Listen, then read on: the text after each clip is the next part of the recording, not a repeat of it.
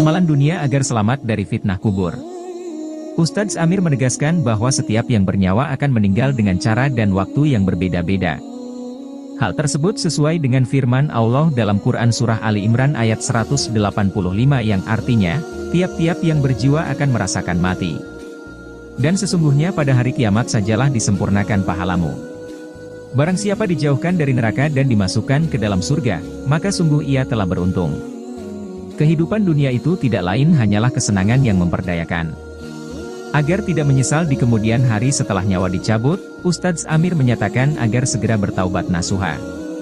Bertaubatlah dengan benar-benar taubat, menyesali kemaksiatan yang dilakukan, mohon ampun hanya kepada Allah, niscaya Allah akan mengampuni kesalahan-kesalahan kita, ujarnya.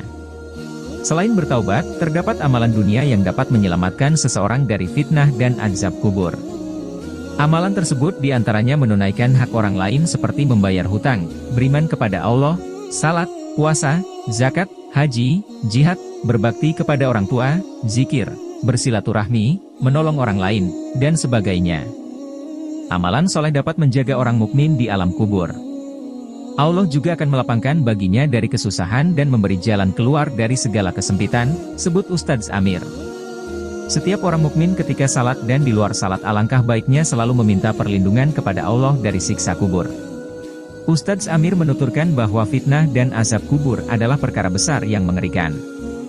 Berlindung kepada Allah dari 4 perkara, yakni azab kubur, jahanam, fitnah dajjal, fitnah kehidupan dan kematian. Ini 4 perkara yang Nabi perintahkan kepada para sahabat dan kita semua, ungkap Ustadz Amir.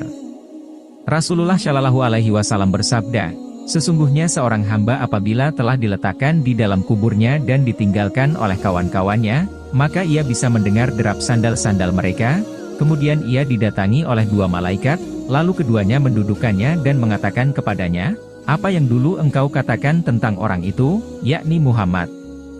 Adapun orang mukmin, maka ia menjawab, aku bersaksi bahwa ia adalah hamba Allah dan Rasul-Nya. Maka ia diperlihatkan oleh malaikat, lihatlah kepada tempatmu di neraka yang telah ditukarkan oleh Allah dengan suatu tempat di surga. Rasulullah Shallallahu Alaihi Wasallam juga menjelaskan bahwa ia pun melihat 2 tempat itu semuanya.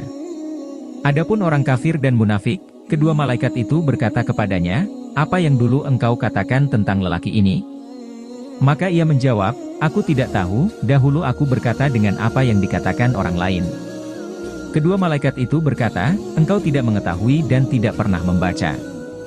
Lalu ia dipukul dengan gondam dari besi tepat di antara kedua telinganya, hingga menjerit dengan jeritan yang keras serta dapat didengar oleh seluruh makhluk yang di atasnya selain manusia dan jin.